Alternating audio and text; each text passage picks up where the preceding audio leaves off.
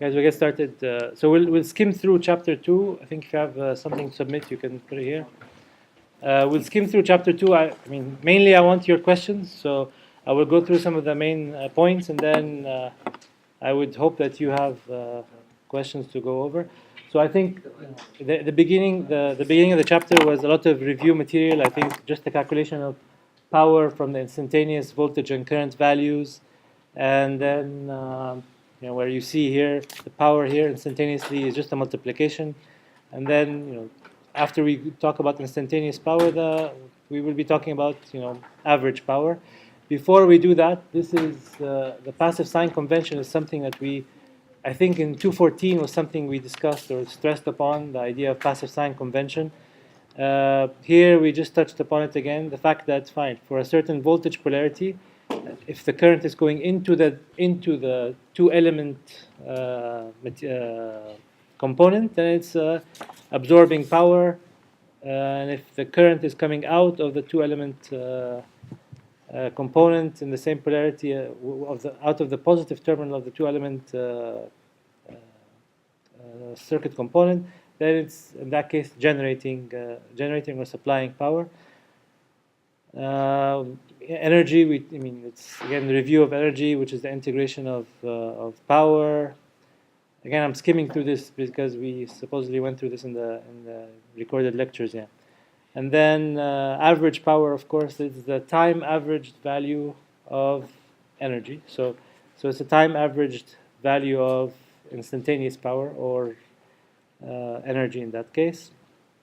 So you can rewrite it. You can write it as one over the full period integration of instantaneous power over the period, or since we know that energy is the integral of instantaneous power, after you calculate energy, you can divide it by the period. Right, so this is two different ways to do that. Let me zoom in. Again, here you have some examples where you have the same example we had initially, where you have a voltage waveform and a current waveform. Multiplying the two will give you the instantaneous power waveform, and then here they ask you to calculate energy, and then power. Power, you can calculate it using the integration method, or you can take 1.2 joules, which is the energy that was calculated, and then divided by the period. The period in this case is what? 20 milliseconds, right? So it's the waveforms are repeating every 20 milliseconds. So 1.2 joules divided by the 20 milliseconds, and you get then you get power in the average power in watts. Yeah. Average power is the useful power, right? That is what's causing torque on the motor. That's what's causing light out of the light bulb, etc., etc. So instantaneous power is just power flowing in the circuit. It has some reactive power. It has some active power. So the active power is what we pay for. Reactive power is what is required for setting up magnetic fields, and also generated because of harmonics. So we will see that anytime you have harmonics, meaning non-sinusoidal voltages or non-sinusoidal currents, you will have a lot of apparent power, which is S, but your active power is low. The active power is a small value, even though this apparent power keeps increasing. And it keeps increasing not because you're setting up magnetic fields, but it's because you have harmonics in your system. And we will go through that. I think at the end of the chapter they talk about, you have a linear load with non-sinusoidal sources, and then you have a nonlinear load with sinusoidal source.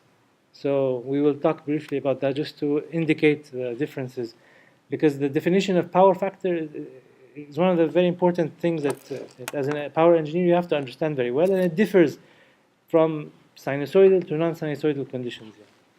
So DC power, again, generally the power in DC is equal to the voltage times the current. Which voltage, which current? It's the average voltage and average current, right? So it's average voltage, because in DC, average value is DC value, right? For a pure DC waveform, average value is DC value. So in general, it's the power in DC is equal to average voltage times average current. Why do they go through this discussion where one time they have VDC I average and then IDC V average? The reason they go through this and write it in this way is, okay, if you have non-sinusoidal conditions or non-pure DC conditions. If they are non-pure DC conditions, if the current is non-pure DC and the voltage is a pure DC value, then you multiply VDC by the average value of current. Average value in this case is not going to be, since the current is not pure DC, then the average value is not the DC value, right? So only if the waveform is a pure DC, then its DC value, let's say this is 5 volts, its DC value is equal to its average value, which would equal 5 volts in this case. But if you have a waveform that looks like this, then this waveform is not DC, right? It has an average value, right? And this average value is a little bit, I should have drawn it right on top of the 5, but its average value is a little bit higher than 5, right? A little bit higher than 5. How much higher than 5? It depends on the area here and how long it, the peak and the width of this waveform, yeah, or of this pulse, yeah. So that's why in general, power in DC is equal to I average times V average, right? And when it's pure DC, we can replace average with a DC value, right? That's why they sort of rewrite it in two ways here. But yes? Let's say the question says like power absorbed. Do you mean the average power or instantaneous? No. Because sometimes I'm not sure like which the question is. Again, power absorbed, you can be absorbing power instantaneously, but your average power is 0. Yeah. You can. So just power absorbed. That's the only thing that they ask. What's the question? I think it's like it's 222. They don't say over the full period or I don't know. 222? It says only power absorbed. 220. Maybe I read it wrong. That's okay. Yeah, I'll open it now. 2.22. That one with the A sinusoidal periodic voltage has a Fourier series of blah blah. Determine the power absorbed by the load. So here they have a non-sinusoidal voltage. This voltage is connected to a load that is 16 ohm resistor to a linear load. So they have a non-sinusoidal source, non-sinusoidal voltage, and they have a linear load, which means what? Which means what in this case? What's going to happen to the current? So they give you the non-sinusoidal voltage, which is 6 plus 5 cosine blah blah blah plus 3 cosine blah blah, right? So they give you the voltage, non-sinusoidal, and then they tell you it's a linear load. What does that mean? What will the current look like? What are the harmonics in the current? What harmonics will be available in the current? Exactly the same, right? So since you have a linear load, then your voltage harmonics are going to be reflected on your current. Your current harmonics will be the same as your voltage harmonic because the load is linear. So since now I have a voltage harmonic for every current harmonic, a voltage harmonic for every current harmonic, then your average power is actually going to be V times I of V times I cosine the power factor between the voltage and the current harmonic. Voltage and the current harmonic. Voltage and the current harmonic. So in that case, it's the average value. I mean, if they ask you for the instantaneous value, it would not make too much sense. You're going to take these three voltage terms, and then you're going to, what? Multiply. These will be one bracket. yeah, but it's no. Yeah, I don't think that this is not what they're asking for. I believe Just power. they should have explained it a little better. But here, if you look at this slide, I know this is skipping too much, but it's this. This is the average power. This is the average power, right? So average power here is the voltage times the current for every harmonic. Yeah. So yeah, maybe the wording should have been a little more clear. Yeah.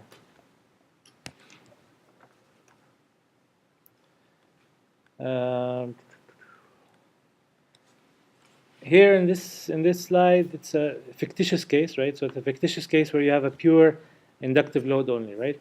Forget about the pure inductive load or not. Look at the waveform. So you have this is the voltage waveform, current waveform, and this is the voltage waveform.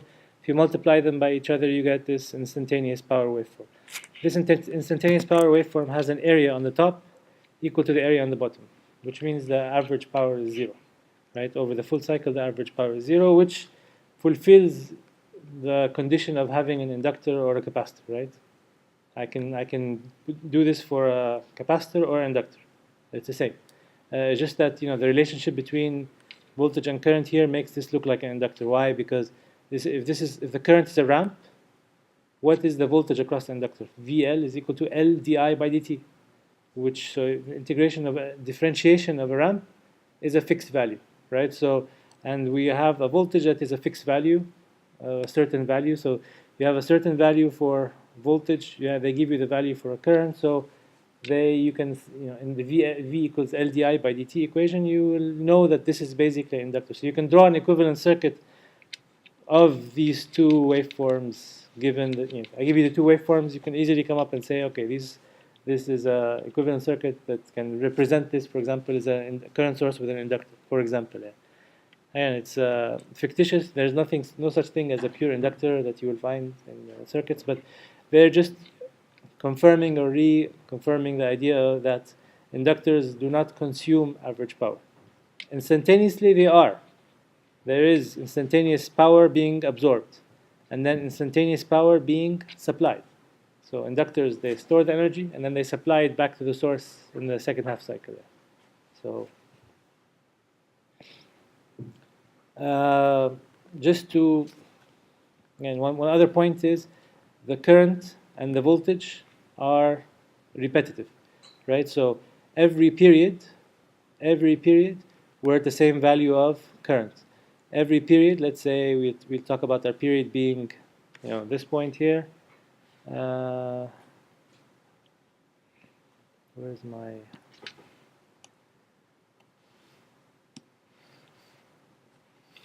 If I look at a period here,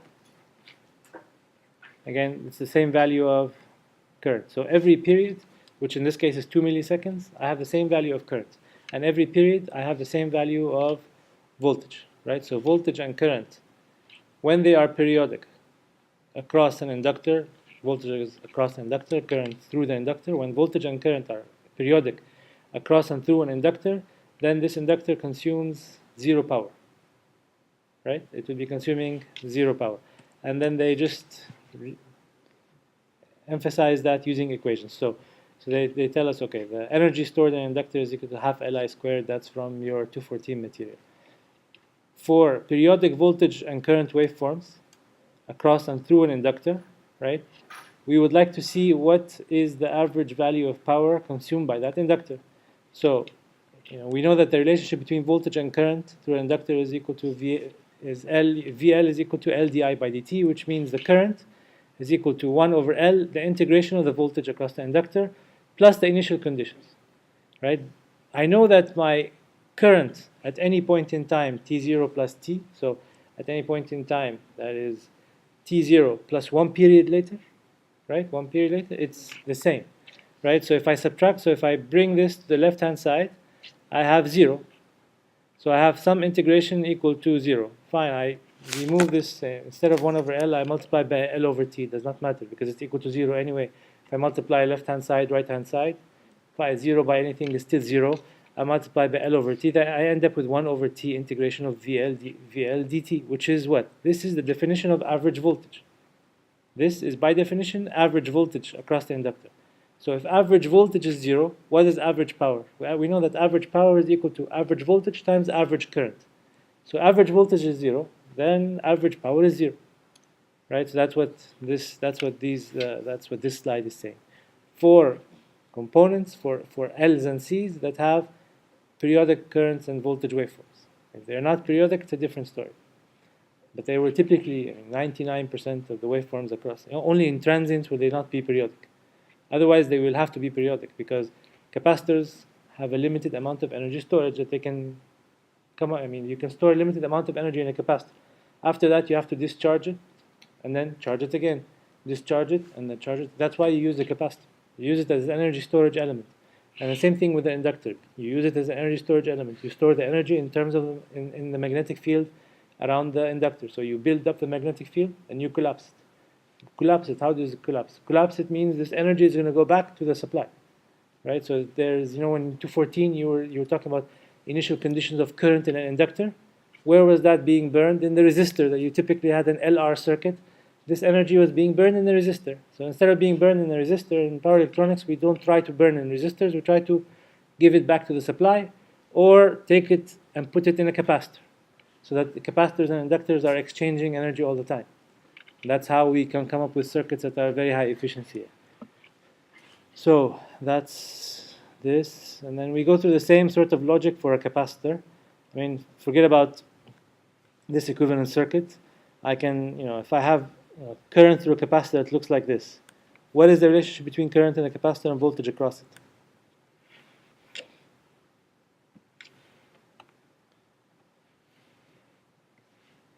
IC equals C dVc by dt, right? Or Vc is equal to 1 over C integral of IC dt plus your initial conditions for voltage, right? So if this is my current in a capacitor, right? If this is current in a capacitor, what does the voltage look like? It's the integration of the current, right? So assuming my initial condition was 0, so this is so if assuming my initial condition was 0, then this fixed value, the integration of a positive fixed value is a ramp, positive ramp, right? So then this is current through a capacitor, voltage across the capacitor, right? So that's why these two waveforms, they can be represented as a voltage source and a capacitor, or a current source and an inductor. Does not matter. They're just showing certain properties of a periodic waveform that are critical to, re-emphasizing the fact that average power consumed in a capacitor is 0. Average power consumed in an inductor is 0. Instantaneously there is. There is instantaneous power being passing through an inductor and passing through a capacitor, but the average value is 0. So here they re-emphasize that for the capacitor case. So we have a capacitor whose energy storage is equal to half CV squared, but because I have periodic voltage and current waveforms, and I know that the relationship between the capacitor current and capacitor voltage across it is this integration. So V of C, V across the capacitor is equal to 1 over C, integration of the current through the capacitor plus the initial condition. Right? And this is one period later. So if I bring this voltage to the left-hand side, I end up with a 0. 0 on one side, I can multiply by C over T. So I get rid of this 1 over C, and it's 1 over T in this case. And the 0 multiplied by anything is still 0. And this is by definition the average value of capacitor current. So average value of capacitor current is 0. So if average value of capacitor current is 0, then average power is 0, regardless of the voltage. Right? So capacitors have an average voltage across them, but they have an average value of current equal to 0. That's why when you're doing steady state analysis in 214, anytime you see a capacitor, it's open circuit. Right? Capacitor is open circuit. It's because of this. Right? Inductor is short circuit. Right? So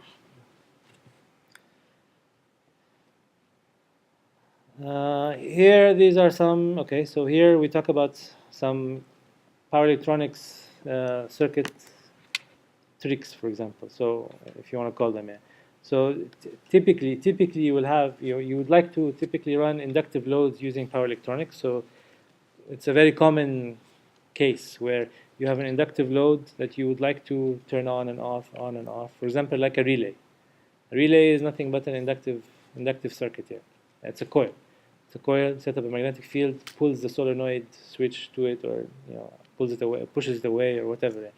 Right. So this is one example of a simple circuit that you need to utilize power electronics for. And here they're talking about, they want you to look at understand how the circuit works and consider what the current waveforms look like. So initially and this is the gate waveform. So when the pulse is high, the switch is on. When the pulse is 0, the switch is off. So we can consider that. They modeled this as ideal switches. So here the switch is closed. In this case, for the switch is closed, this is the MOSFET or BJT device, whatever. It's a power device. In this case, it has a gate signal. When the gate signal is on, this is like a short circuit, right? if this is a short circuit, what does my circuit look like? The circuit conditions are such that I have VCC here, I have a voltage here. This voltage is applied to this inductor. It's also applied to the top of this diode. So there is a positive voltage here with respect to the other side of the diode, right? So this diode is reverse biased in this case. There's nothing that will force it. There's no current forcing this diode to turn on and become conducting. There's no reason for it to become conducting.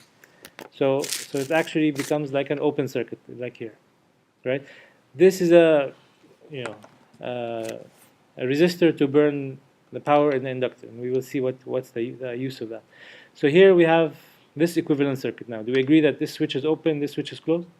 So in power electronics, we will always be representing power electronic circuits using switches that are, one will be open, one will be closed. It will always be a pair of switches. And that's why we will call it later, when we talk about chapter 6, I will call it a switching power pole. Because it's always going to be one end connected, one end not connected. And we will talk more about that in chapter 6. But here it's one good example of it. Yeah, one is open, one is closed. What's happening here? I am applying VCC across an inductor, right? So I have a voltage here in this case. I'm applying a voltage VCC across an inductor. So let's see what the voltage across the inductor looks like. Until here, point T1. This is 0 to T1, right? This is 0 to T1. 0 to T1 is the axis. I'm applying a voltage VCC across the inductor, right? And then what's happening? And then I'm opening this switch from T1 to T. I open the switch. So if I open the switch, this is open. But now what's happening? There's energy stored in the inductor. Inductor current cannot be interrupted instantaneously. So in power electronics, we always have these inductors that are storing energy because we want to make sure this energy is used somewhere, for example, or recovered somehow, because we don't want to do the same thing as power systems guys, right? Remember the first video I showed in class where we had this switch opening and big arc developing? That's exactly what we don't want to do in power electronics. So in that case, that arc occurred because I didn't have an alternative path for the current to flow. I wanted to completely open the circuit. But here in power electronics, I don't need to do that. I mean, I have an alternative path for the current to flow, which is through this diode. So now this diode finds energy in the inductor that is pushing current now in this path because this is an open circuit. So the current now has an alternative path to flow. Then there will not be an overvoltage on the inductor anymore because I'm not interrupting the inductive current. VL is equal to LdI by dt. I'm not interrupting that. I'm allowing the inductive current to continue to flow through this. We call this a freewheeling circuit, right? So it continues to flow in this circuit, no problems at all. What happens to the energy in the inductor? It's burned through this resistor. It's an energy recovery. It's not an energy recovery circuit. I'm just burning this through a freewheeling circuit. So this diode is now like a closed switch. This is an open circuit. So now what is the voltage across the inductor in this case? Am I applying VCC voltage across the inductor? Exactly. I'm not applying any voltage. There's no reference at all, right? So I'm not applying any voltage across the inductor. So VCC and then 0. VCC and then 0. That's what's happening to the voltage across the inductor. How about the current through the circuit? This is, are they drawing supply current or inductor current? This is inductor current, okay? So what does the current look like if when the voltage across the inductor is equal to VCC? VL is equal to L di by dt. So the I of L of t is equal to 1 over L integral of VL dt plus my initial condition. So if assume my initial condition is 0, so if VL is VCC, so what is I of t? Is equal to VCC times t, right, times time, right, divided by L. It's the integration of VL, right? So integration of the voltage in this case is VCC. It's a fixed value. VCC times t is the integration of a fixed value, right, with respect to time. So this is the voltage. So this is what? A straight line. This is my straight line here. And then I have an RL circuit with the initial condition for current through the inductor. What is the solution for that? It's a first order differential equation with a solution a e to the minus t over tau. First order differential equation, exponential, and then you can find a from the initial conditions. This is the 214 material. So it looks like an exponential, and that's what we have here, right? We will get a chance to solve this exponentials with numbers later in chapter 3. That's why I don't spend too much time on it here. But just you need to understand the waveforms. So how about the supply current? What does the supply current look like in this case? They drew it on the bottom of the slide. Supply current, supply current. Supply, source current. This is source current. Zero and Initially it's 0? no, not initially.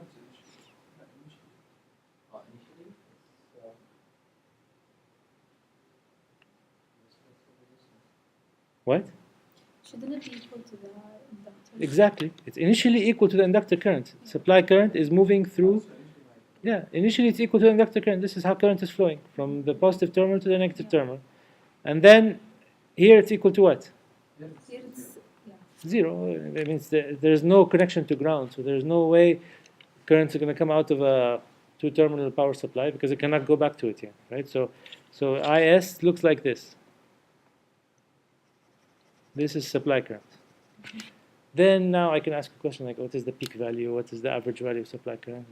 That's chapter 2 material, right? But the idea is, okay, this is a circuit to run an inductive load, right? Is there a better way to do it? And they go through that here, and then here they calculate power. So after, we calculated, we saw the value of IS was equal to VCCT divided by L. So they ask you to calculate the supply power, right? So how much power was provided by the supply to make the circuit work, right? This circuit is an example of, for example, these, people are talking about sensor networks and stuff like that, and you want things to react to certain things, but you want to power these with batteries, and you want to make sure that they're consuming as low power as possible. So let's say you want to have, something, close a switch or open a switch, or turn on something or turn off something in these sensor networks. You don't want to be consuming power doing the turn on and turn off, right? As much as you can, you would like to decrease the amount of power that these sensor networks are consuming, right? So in this circuit, let's say I was turning on this relay to power up some light bulb or sensor, or every hour I was sending a signal, right? Every hour I'm sending a signal using an RF circuit. So RF circuit looks like an inductive circuit, for example, right? So it looks like an inductor. If it looks like an inductor, I need to turn it on, and then you don't want to keep this on all the time. You just want to send signals every now and then, for example, right? So every time you want to provide power, your supply is actually providing current. Is there a better way to do this, for example? So we found that this, if I make a more complicated circuit, the circuit is definitely more complicated. Instead of one switch, I have two switches. Instead of a diode, I have two diodes. But at the end, I will explain the circuit quickly, but at the end of the day, what was the supply current here looks like what? Positive here and negative here, and the same area. So the average current is 0. So you actually are consuming some energy from the battery, for example, and then here you're returning that energy back to the battery. So this is a much more efficient way to provide energy or turn on signal, for example, to this inductor. If your load is represented in an inductor, for example, right? So what's happening? Can somebody explain to me what's happening here?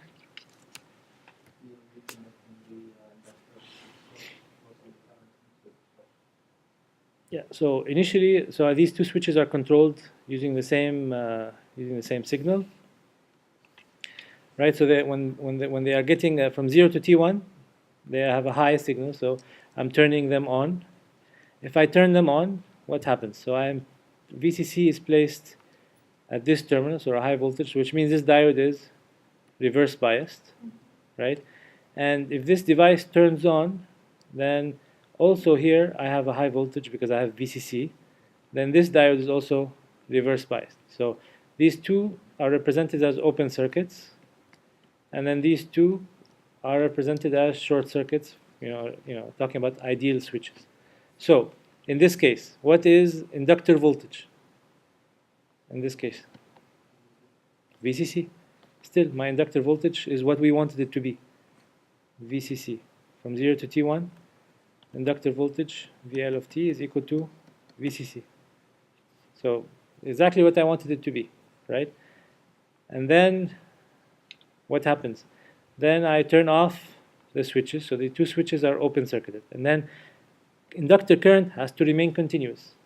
So I open the switches, but now let's see if the diodes have conditions to force them to continue to be on due to the current flow in the circuit. So current is flowing this way, current is flowing this way, current is flowing this way in the circuit.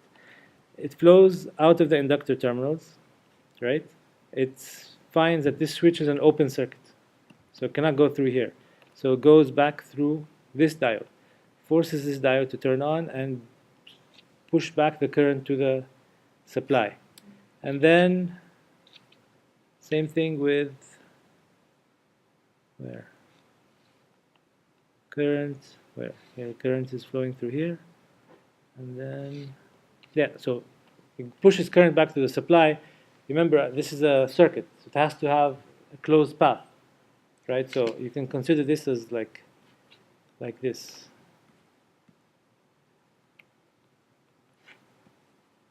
Right? If current is going to go back through this diode to the supply, it has to come back through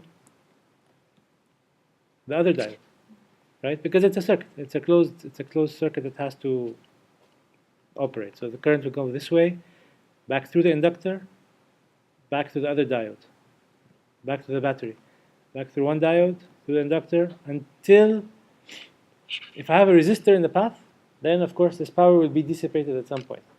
But since here it's an ideal circuit with only a pure inductor, then all the power that was absorbed from the supply is actually given back to the supply, right? So you're not consuming any power in this case to provide power to your load, to supply your load. In this case, the load is an ideal inductor. Remember, ideal inductors don't consume power, right? They absorb and they supply.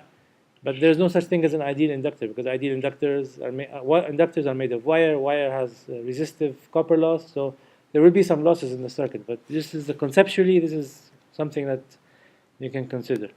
And we can see, I hope, that in both cases, in one case I had VCC across the inductor, in the other case I have minus VCC across the inductor, right? So in one case VCC, one case minus VCC. So that's why if the current, when the inductor voltage is a VCC, current is equal to VCC times T over L. When the inductor voltage is negative VCC, again, your current is equal to what? It's a negative fixed value, so the integration of that is a negative ramp, right? So it's a negative ramp with the same slope because it's the same inductor in this case. Yeah. So any question? Yes? Yeah, it's not part of this example, but hypothetically speaking, if the top switch is on while the bottom switch is off, where would the current flow? Would it go up to VCC or down to the inductor? Okay. So this is closed, but this is open. Yeah. This is closed. Current, the voltage, I mean, you're applying VCC here, right? So you're trying to put, but there's no connection to ground, except through the diode. But are you talking, is there initial condition for current or no? Because if there's an initial condition for current can flow, let's say, this way, out through here, out through here, through here. But there's no connection to ground.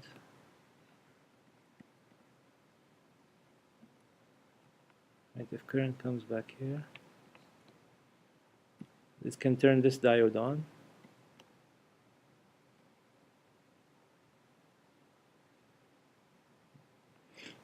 So what's the question again? How will current flow? Yeah. Because inductor current is continuous, right? It just depends what voltage you're applying across the inductor. If you're putting positive VCC across the inductor, then you have a positive ramp. Current will ramp up. If you're putting negative VCC across it, current will ramp down. If here, what are we putting across the inductor? One side, I have VCC. How about the other side of the inductor? The other side of the inductor, If it's connected, it's also VCC. So you're applying 0 volts across the inductor, nothing will happen. Right? I mean, you have to have a voltage difference across the inductor for something to happen, right? So to get the current out of the inductor, Between any two nodes. Between any two nodes, you have to have a voltage difference for current to flow. We have to agree to that, okay? Now I have an inductor here with 5 volts. And another side, I'm putting 5 volts. Nothing will happen here. I have a funky blah blah blah stuff here, right? But between these two nodes, there's nothing happening here. Right? I mean, it's good. I mean, I think it's good to simulate it. Open the switch and keep the other two diodes, and do the simulations and show me the results. Maybe during the transient. Maybe during the transient.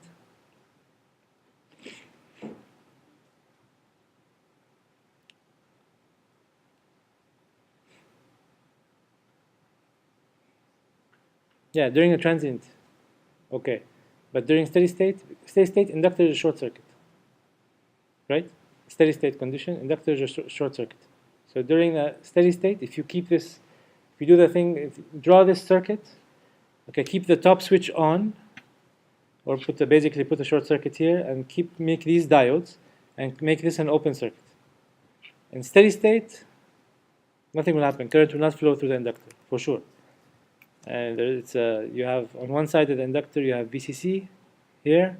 The other side of the inductor you also have VCC, assuming there's energy stored in the inductor. Right? So during the transient there will be something. Yes, sir. So assuming a non-ideal diode. Non-ideal. Where, No. where you have breakdown voltage.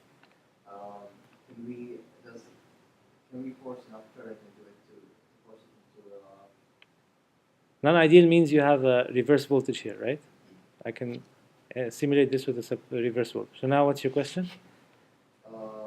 Or here. can you have enough current to force it into breakdown equation? Yeah, I mean, because again, you have a current source. Current sources in your circuit will do anything they can to maintain the current. It's like, if you have a current source, it means, if you talk about, maybe if you're working with, on a power electronics senior project, then you are working on a Z source inverter.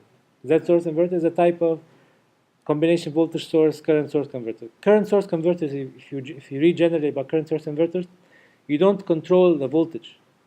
You're not actually controlling the voltage, you're controlling the current. So regardless of how much voltage you have on the other side, you're going to push that current that you're requiring, which means you're going to raise the voltage.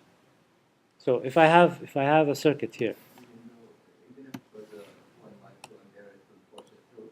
if you have a current source, if you're able to control the current source. Again, if this is a current source, ideal current source, and it's pushing whatever, 1 microampere, right? Regardless of the voltage, and it's pushing it always in this direction. Somehow you can create a current source converter. Okay, we don't discuss current source converters here in much detail, but you have a way to create a fixed current source.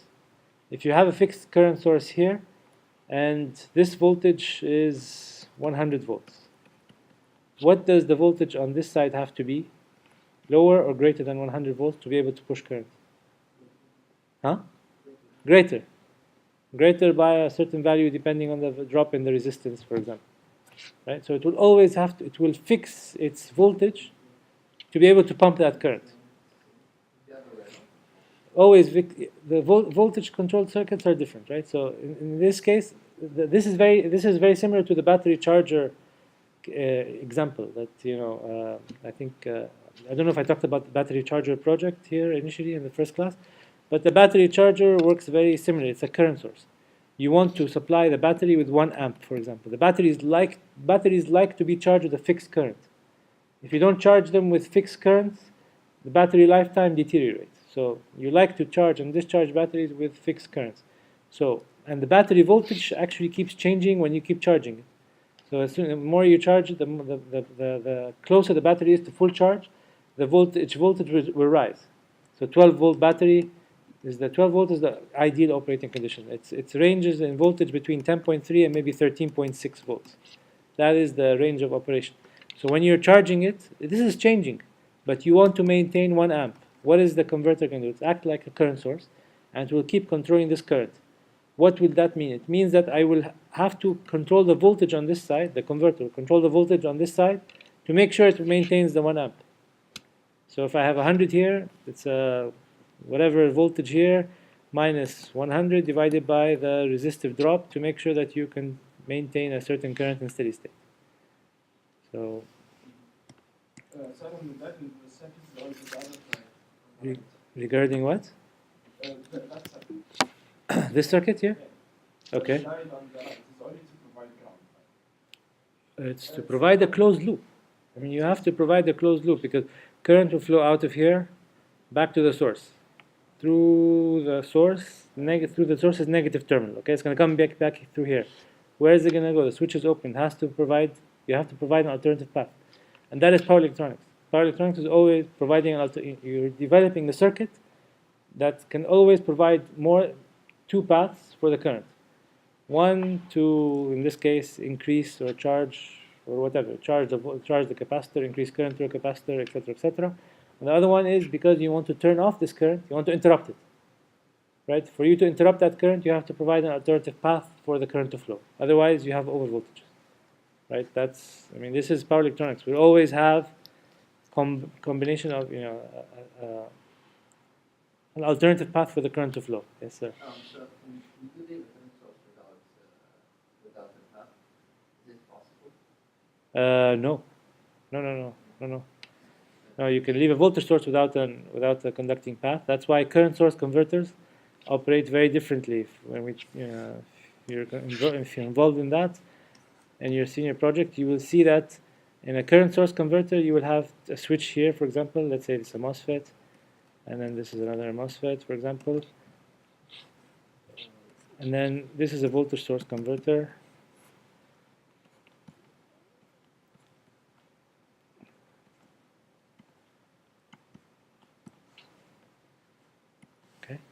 So this is current, this is voltage.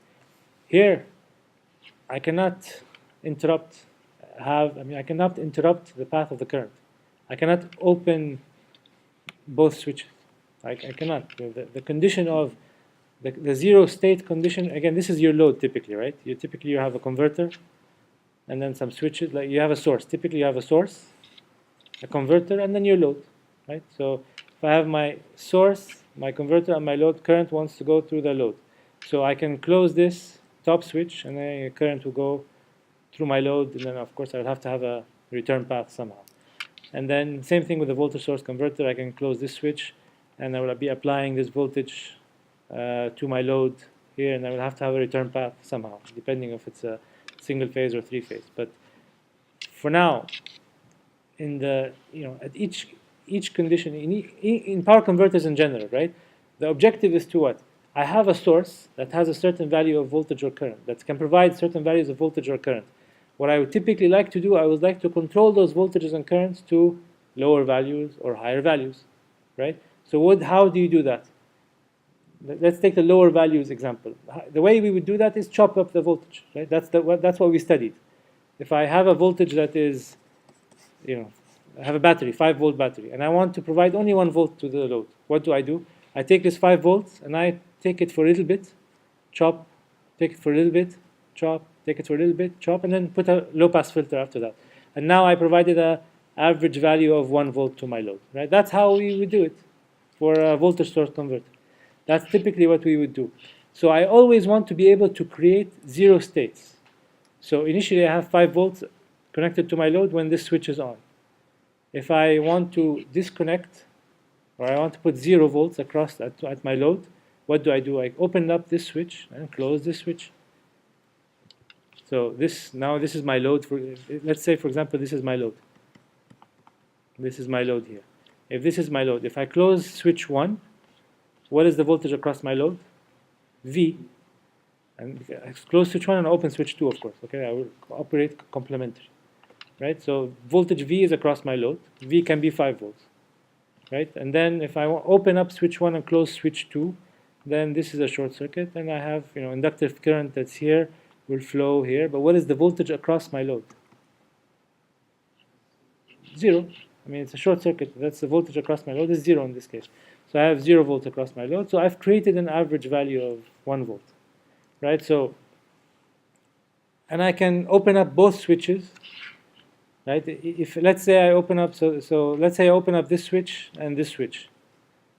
If I open up both switches, do I have a problem with the voltage source converter?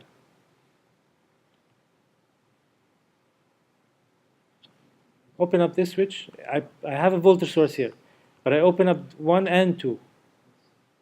I don't have a problem. My load is connected to nothing in this case. So if my current happens to be 0 or something, and I open up both switches, then I don't have any over voltages, and life is okay. Life is good. So one of the ways, one of the states of the switches is both open. But can I have both switches closed in a voltage source converter? If I close both switches, what happens? I have a short circuit across my voltage source. If this is an ideal voltage source, then it has a limited voltage but infinite amount of current, theoretically speaking, right? Ideal voltage source can provide, a certain 5 volts, but if you put a short circuit around it, 5 divided by 0, it's infinite, right? So it can provide infinite current. So I will kill my voltage source this way, right? And there is no such thing as an ideal voltage source. Every voltage source has a resistor in series, right? So if you keep consuming current, keep consuming current out of this voltage source, the voltage drop across this resistor increases, so you end up with nothing. You end up with nothing across your source. Current source is very different. It's the opposite.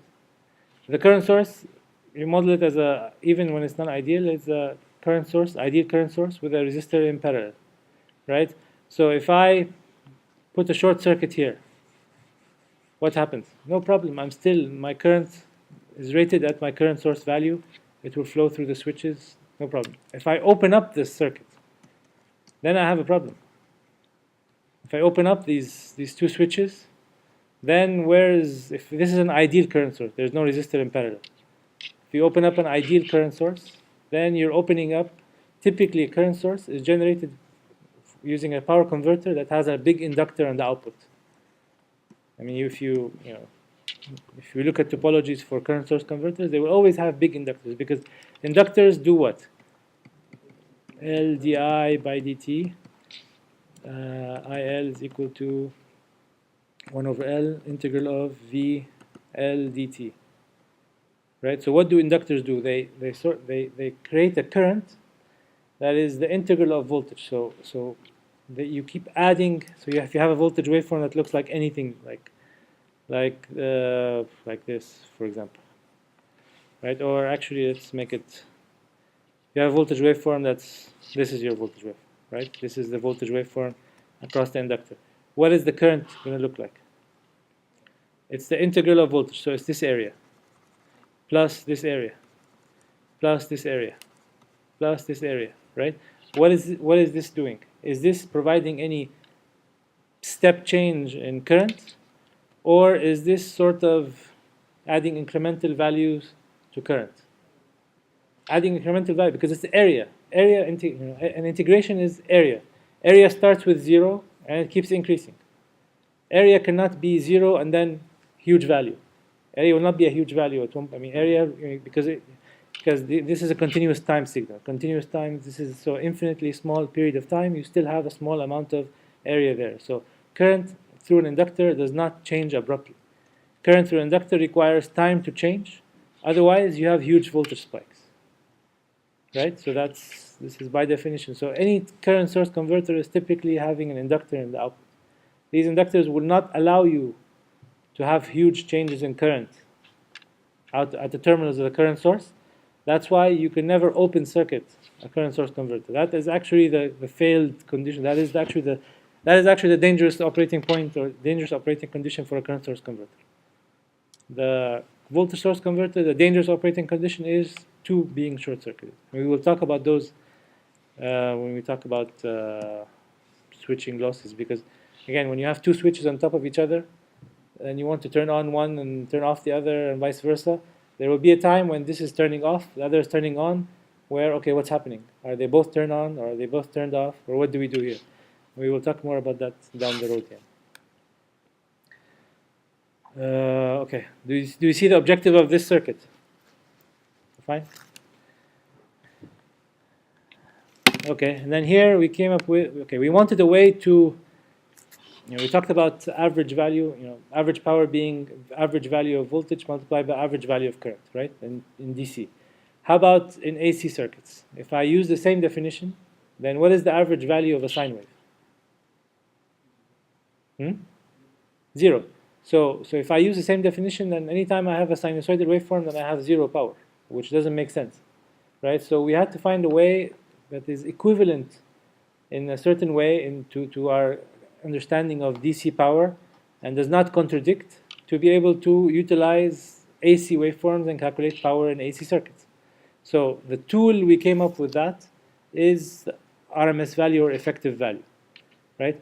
Because RMS value for it, if you have a DC waveform, it has the same value as a DC and has the same RMS value as a DC, right? So which is a nice case. It's a nice way to, nice easy way to understand power in DC in any electrical circuit. In this case, is to look at it from RMS values, because with DC values you have a problem of only in the DC case where is the average value equal to the DC value, but also in the DC case the RMS value is equal to the average value. It's also equal to the DC value. So because we have AC circuits, and these are the predominant circuits that we have in industry, we had to find this other tool that is a little more complicated than VDC times IDC and does not contradict with VDC times IDC.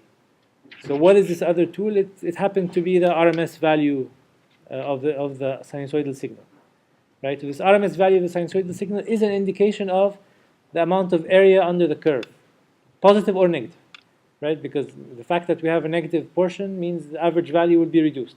So we don't want that to happen. We want to make sure that we get rid of this negative value affecting the signal amount of area negatively. So what did we do? We squared that signal, right? So RMS value is easy to remember.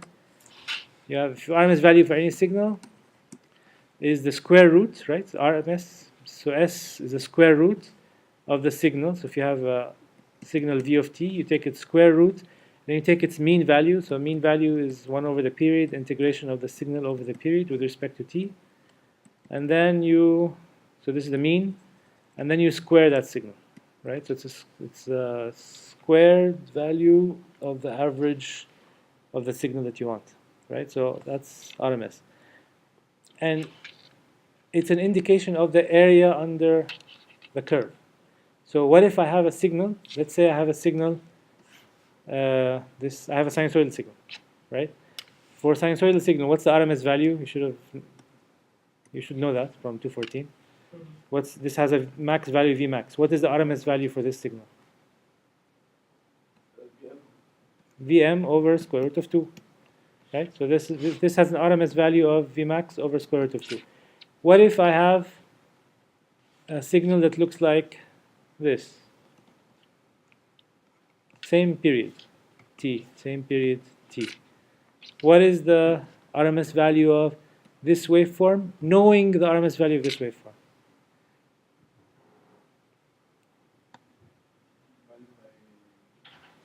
Where do you put this divided by 2? Outside No, it's inside, because the average is happening inside. Average is giving you the area under the curve. So you put this 2 under here. That's the whole thing here. Okay. How about if I have? So you're okay with this? So in this case, what will the RMS value of this waveform be? It's V maximum over square root of 2 divided by square root of 2. Right. So it's V maximum over 2. Then the voltage though half in this square. Excuse me. Isn't that the half shouldn't go in the V square? No. Why should it go on the V square? The square is actually to flip any negative to the positive side, right? Yeah. So it maintains the same area. How about now if I have like this is one example in the slides. For a three-phase system, they give you the rectifier current. I think it looks like this for phase A, and then they tell you that the RMS value for this is IA RMS. And they ask you, okay, now I have phase B and I have phase C that are exactly the same, but phase shifted by 120 degrees. One of the slides. Okay, so they're asking, okay, what is now the RMS of this signal that is flowing in the neutral? Okay, I should have talked about neutral. Okay, let's talk about neutral. But let's say I add all three A and B and C together. Then I have this signal, right? I have these peaks happening at 3 times the frequency. So I have 3 times the area under the curve, basically. So now if I know that the RMS value of phase A is IA RMS, whatever it is, 5, 10, whatever. So what is the RMS value of this new signal? Square root of 3 times IA RMS, right?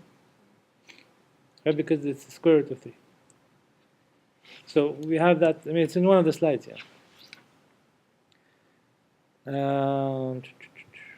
One other nice property of RMS is in the case of periodic square wave signals, and it just happens to be that the RMS value of a signal like this, you can calculate. You can go through the calculation. VRMS is equal to 1 over the period integration of this waveform, which has a peak value of Vmax from 0 to dt, and then 0 from dt to 0.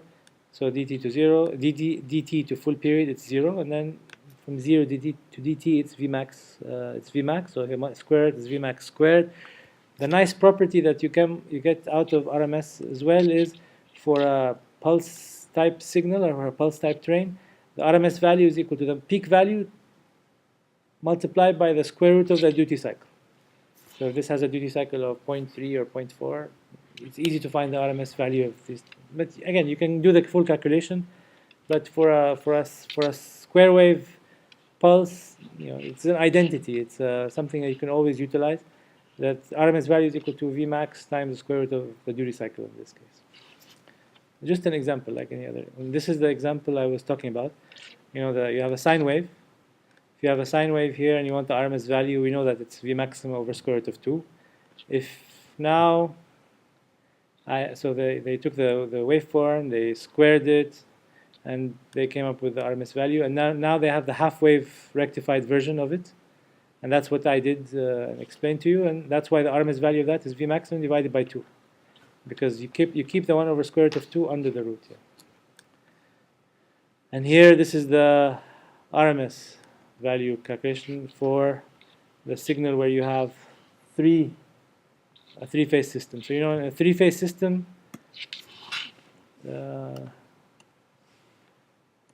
three-phase system current will flow into phase A, into phase B, into phase C from your supply, right? And then through the load, and then you have one node here. So all the currents will sum up at this, it's called neutral point of the load. At the neutral point, all the currents will sum up. And then if they are sinusoids 120 degrees apart, what is the sum? If the current does not look like this, if the currents are all sine waves 120 degrees apart, they will sum up at here, right, at this neutral point. So if they do sum up at the neutral point, what is the sum? What? But if they are all 120 degrees apart, the sum will be 0, right? Because vectorially they will be 0. Here in this case, it's not sine waves, right? These are not sine waves. The current, it looks like these pulsed waveforms. Since they're pulsed waveforms, I cannot remember. The phasor is a representation of a sine wave, right? Only one condition of the sine wave. It's representing the sine wave. You can go from phasor domain to time domain for a sine wave. Phasors, you cannot represent harmonic. You have to represent each harmonic by itself as a phasor, right? Because these phasors are rotating at a specific frequency. This thing here, this pulse, is not sine wave anymore. So since it's not a sine wave, then and it's periodic, then you can perform Fourier series. Any waveform that is not sine wave, and then periodic. That means you can apply Fourier series, right? If you apply Fourier series, you will get multiple harmonics, right? So since it's something that and these multiple harmonics, only if these multiple harmonics, if you have them at the fundamental frequency, are they gonna sum to 0, because these will be all 120 degrees apart. But remember we talked again about the third harmonic, for example. Did we talk about the third harmonic here in class? We did or no? No? So let's talk about third harmonic, and I'll tell you why they don't sum to 0. So let's say this is phase A of a signal, and then phase B of a signal. Still have some time. And phase C of a signal is, for example, here. Right? Excuse my drawings, but this is A, phase B, and then phase C. Third harmonic of a certain signal means what? It's a waveform that is represented as a sine wave at 3 times the frequency of the current waveform of your reference. So if I have 50 Hertz as my reference, what is the third harmonic of 50 Hertz? 150. It's 150, and it starts at the same point as my reference. So phase A's third harmonic looks like what? Looks like this, this, this, this, this, this. Do we agree? So it's 3 times in every half cycle, or 6 times per cycle. It's 3 times as fast, basically, right? How about phase B's third harmonic? It's in phase with phase B, and at 3 times the frequency. So what do you see about what do you notice about the third harmonic for phase A and third harmonic for phase B? They're exactly in phase. So third harmonic are not 120 degrees apart. They are all in phase. So, right? So they will not add up to 0. That's why they will add up to 3 of you add them up as if you're adding up all these waveforms. There's 3 times as much pulses that you will see as versus each one of these phases by itself. Right? So third harmonic does not sum to 0 at any point. No, you can do that on other multiples as well. So we can draw that. I mean, I just drew 3 here. If you draw 5, fifth harmonic will be the same. So it's so only the fundamental will add up to 0. So it's one of the nice properties. And in power systems, we only deal with single phase or 3 phase. So we will see in 459, we will talk about this third harmonic and how it's a bad thing, but we will utilize, for example, a delta connected transformer to trap it. Because in a delta connected transformer, in a transformer in general, what we have is the line voltage and phase voltage are related. How many took 338? Everybody took 338. Okay, that's good. So we know the relationship between the line voltage and phase voltage, right?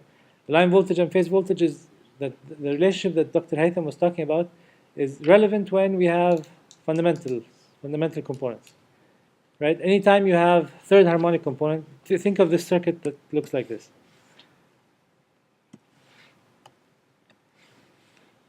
If you have a transformer with a delta connected transformer with this is voltage VA, let's say VB, and then this VC, right? You know that there's a relationship between this phase voltage is this phase voltage here, right? And then this line voltage here is the sum of what? You can go through this phase plus this, right? I mean this here is equal to this voltage plus this voltage around the loop. You're going to go around the loop. So these 2 voltages together will make this voltage, right? So that's why Dr. Haytham, when he was talking about the line voltage, he would say VAB is equal to VA minus VB, for example, right? It's because when he was talking about the star-connected transformer,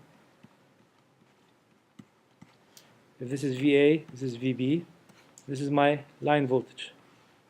My line voltage is VA, and this is VB. So these are your positive, negative, negative. And this is VAB. VAB voltage is equal to VA minus VB. They're in opposite directions, right? So it's VAB is equal to VA minus VB, right? How about if in a delta type connection, remember you can convert your delta to star. Also, one other thing before we go to that, here in a delta type connection, in a delta transformer, this is a loop. Do we agree? This loop here of voltage sources is a loop. It's a closed loop. If the voltages here don't add up to 0, if the voltages around this loop don't add up to 0, what's going to happen? Exactly. There will be circulating current inside the delta. Right? So if these voltages VA plus VB plus VC are not 120 degrees apart, because these are, you've created a transformer by supplying it with a generator. The generator has windings that are 120 degrees apart. So you take each generator winding and apply it to the transformer winding to step up or step down the voltage. Right? That's what you're doing. So theoretically, they should be 120 degrees apart. But what if they're not? If they're not 120 degrees apart, then they will not sum to 0. They do not sum to 0, then you will have circulating currents. Not summing to 0 looks like what? Looks like this third harmonic stuff that we were talking about, right? So anytime you have third harmonic in your system, you will put a delta transformer typically so that you can trap this third harmonic. Anytime your voltages, the winding voltages are not perfectly balanced, you will typically put a delta winding so you can keep this third harmonic trapped inside. You don't want third harmonic to go to a motor. Why?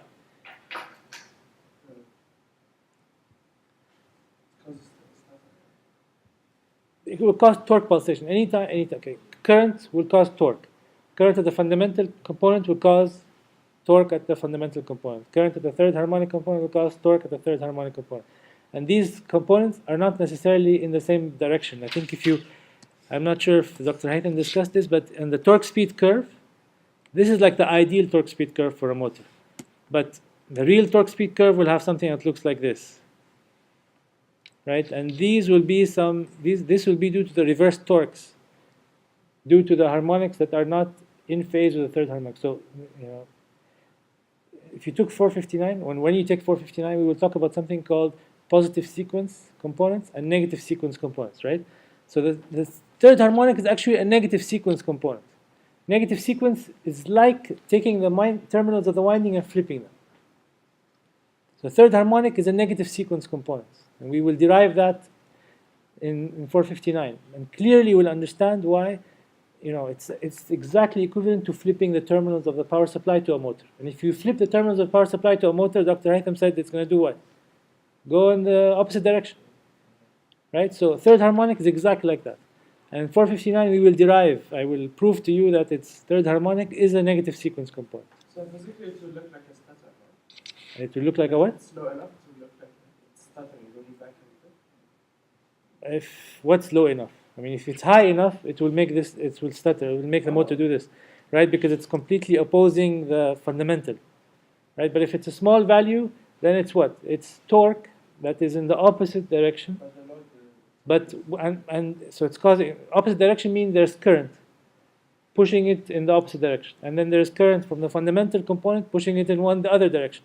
Means you have more motor current than your average torque. So your average torque is a certain value. This would have been equivalent to a certain value of current if it was all positive sequence current, nice clean sinusoidal current. Once you have third harmonic current, which is negative sequence current, then you have extra current that is causing the motor to go in the other direction, that is not contributing to average torque on the right hand side. It's contributing to average torque on the left hand side. Right? So it's going to be overheating the motor. So anytime we have negative sequence in the system, you're overheating the motor. That's what you're doing. Okay, so we have 2 minutes left.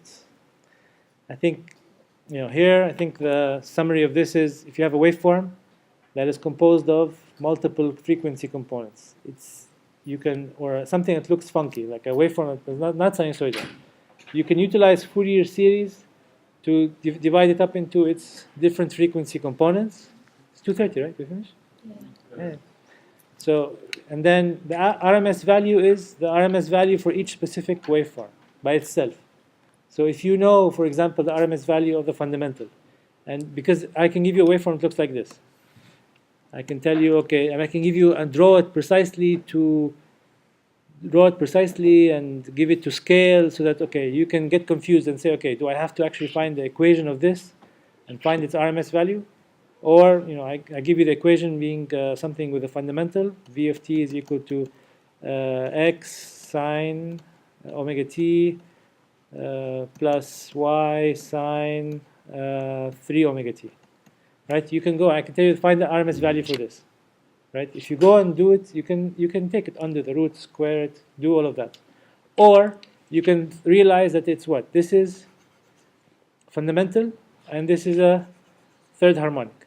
Right? If you do that, you can find the RMS value for the fundamental by itself, which is what? Vmax, which is x in this case, divided by square root of 2.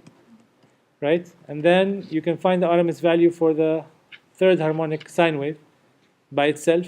In this case, right? You can derive that, or yeah, you can do the derivation for that, for example, and that you will find it's equal to some other value. It's y divided by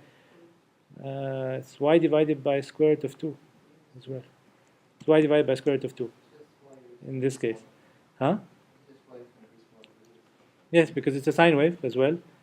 It's a sine wave, but with some frequency, I don't care. I'm just finding the RMS value. So in this case, it's y divided by square root of 2. So it's a lot easier to find the RMS value for this component and just add them together. Instead of taking this now and squaring it, you'll get what, 4 terms under the integration and all of that. I mean, it will take you the full exam to do this, versus the intention was for you to utilize this rule so you can easily find the RMS value of the full waveform, right? That was the intention. But you think I was giving a math exam and you spend the whole time doing the full derivation, right? So that was the objective here. And this is another example of that. You know, you have a DC value. You know, this is a waveform that has what? A DC and a triangular waveform. So you could have taken, you know, the DC value has average value, or RMS value equal to the DC value. And this triangular waveform, you calculate the RMS value for this triangular waveform and add them together.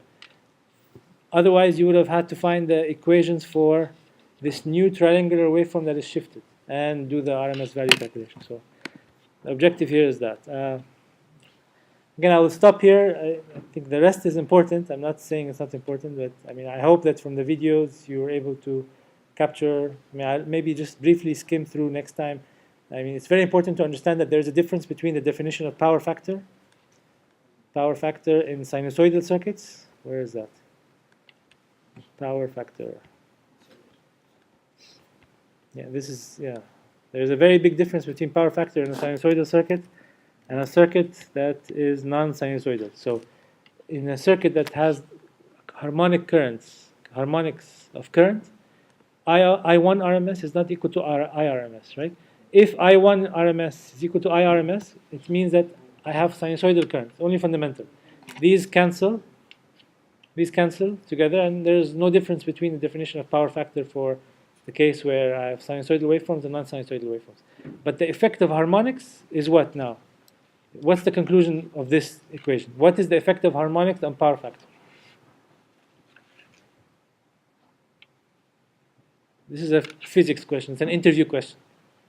What is the effect of harmonics on power factor? Huh? It reduces power factor. It's because of this, right? So I will touch upon this next time, and then we move to chapter 3. Okay. Try to understand this before next class.